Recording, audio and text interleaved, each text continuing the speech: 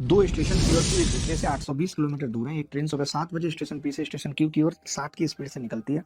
दूसरी ट्रेन सुबह 9 बजे स्टेशन क्यू से पी की ओर 80 की स्पीड से निकलती है। किस समय मिलेंगी ये बताना।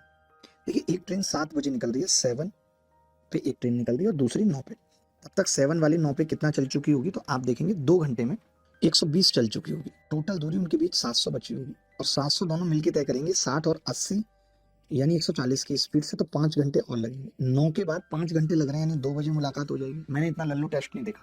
3 संकेंद्रीय वृत्ताकार धातु की चक्तियां इस प्रकार बनाई गई हैं कि उनकी त्रिज्या एक बढ़ती हुई समांतर श्रेणी बनाती है जिसका सार्वंतर है। कुछ दिया ही नहीं है, ठीक है। सबसे छोटी चक्ति और सबसे बड़ी चक्ति की परिधियों का अनुपात 3:7 है। परिधियों का अनुपात है।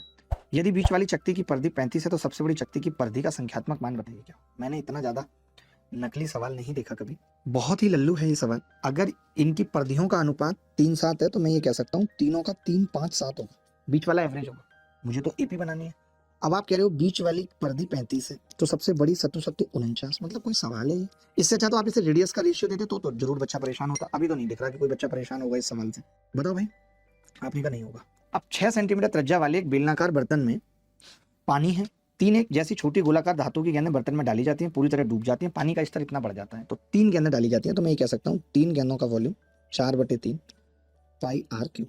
यही होता है। आपने कहा जी होता है, बराबर 4/3 पाई आर क्यूब।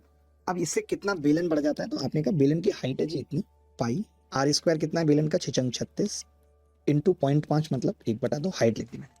देखिए, एक बात तो तय हो गई कि पाई नहीं आएगा। एक बात तय हो गई, पाई नहीं आएगा। 3 से 3 कट जाएगा, 9 जरूर आएगा, तो पाई नहीं आएगा।